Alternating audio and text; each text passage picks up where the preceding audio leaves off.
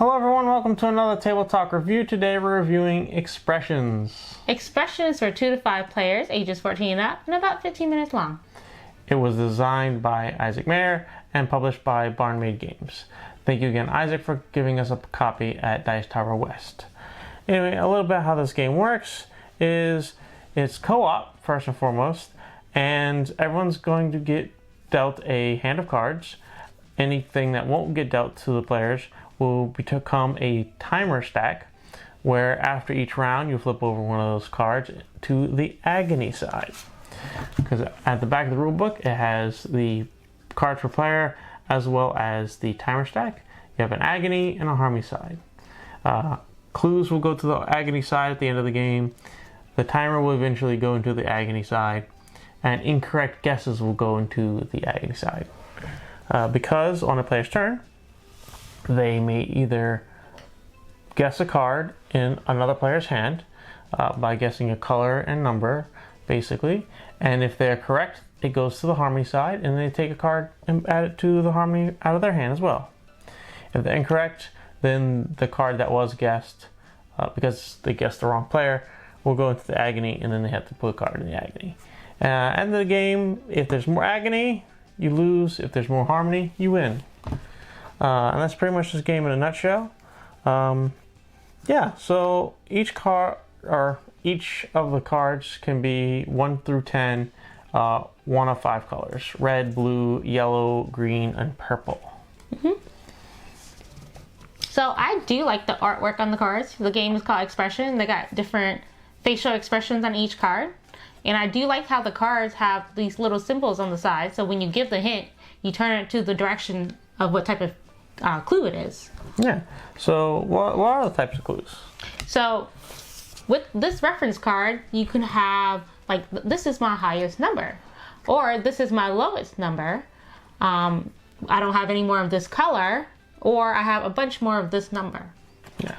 Then they also have on the other side is if you get a correct guess or incorrect guess. Yeah, so I do appreciate the reference card. And so yeah, I really like the artwork. I think the smiley or expressional faces are pretty cute. They're specific to each color. And inside of the box, it comes with another smaller box for more travel portability. So, and the back of the rule book is on a card as well with a hard mode as well. We have to try that. And in the travel size, they have the QR code for the rule book as well. So I like the components. Like, I think the cards are good quality cards. Yeah, I think the good quality cards. The rule book actually is pretty nice. It's got like a linen finish on it, which seems to be becoming more of a standard in board games. So. To be a nicer rule book opposed to just, paper. So what do you think about durable. This complexity and replayability? Complexity, I'd say it's like simple and easy to learn, but at the same time it can be complex in a sense of, like, I guess, strategy and trying to figure out all the possible clues that you're giving. Like, you're trying to give the best clue. The best clue. And that can maybe give a little bit more information than the actual card gives. Which, as the game goes on, you do get a little bit more clue just by seeing what's been played in the harmony and agony as well, which I really like.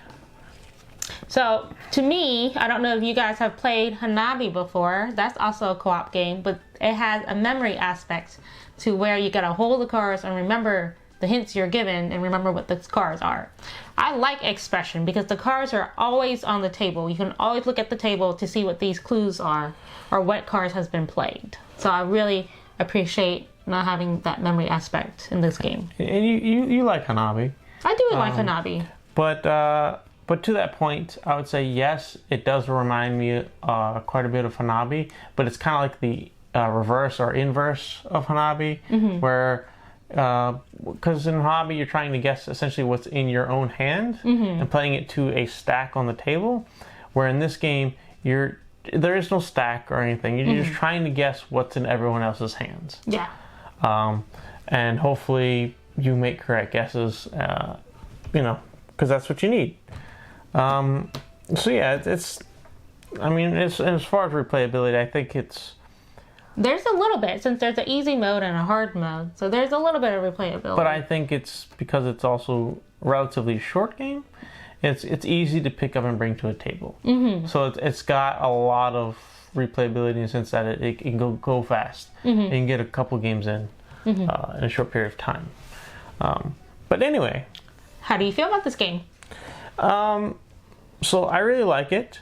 I like the fact that it's a little bit more portable, or has a little bit more portability to it. It has a first player marker. The reference cards are useful. It's got hard mode. I mean, it's really good. I like I like deduction games. I mean, I can't really say as much wrong about it. My one thing I have problems with is remembering to flip a card from the timer after the end of the round. Yeah. That's the one tricky part, that trying to remember to do that. Even with that, hey, you're first, gotta do it. We still forget. Other than that, I'm gonna say I gotta have it. Mm-hmm. You gotta have it because it's really small, so it doesn't take up much space. So I really enjoy a deduction game also, and I like how it's fast and it can hold 5 players, and I like that there's no memory aspect to it.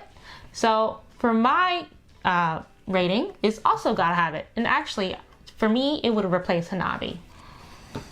Okay, well there you go, folks. You got 2 gotta have it's. We both really like it. I don't think this game is going to be going anywhere anytime soon. Nope. Anyway, we've been Table Talk, and that's been our review of Expressions. Thanks for watching. Please like, subscribe, comment down below, and we'll see you in the next one. Bye-bye for now.